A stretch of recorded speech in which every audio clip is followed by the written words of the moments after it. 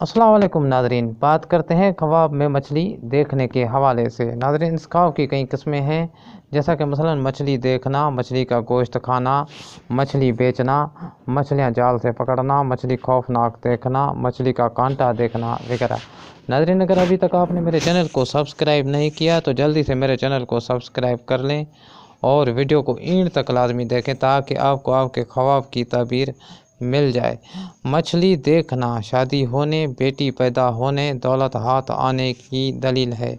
मछली का गोश्त खाना माल मिलने, नेमत हाथ आने, औरत के माल से कुछ हिस्सा मिलने की दलील है। मछली बेचना दलील है कि उसको फ़ायदा पहुँचेगा।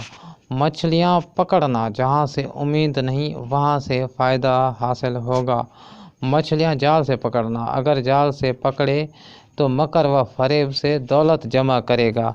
मछली का कांटा देखना, ख़वाब में मछली का कांटा देखना मकर व फरेब की दलील है। मछली खौफनाक देखना, जितनी खौफनाक देखे उतना ही अचानक मुसीबत में पड़ेगा।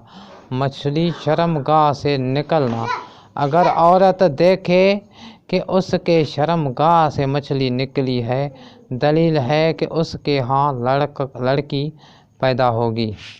नाज़रीन, वीडियो पसंद आने की सूरत में लाइक करें और मेरे चैनल को सब्सक्राइब करें। अस्सलाम वालेकुम नाज़रीन।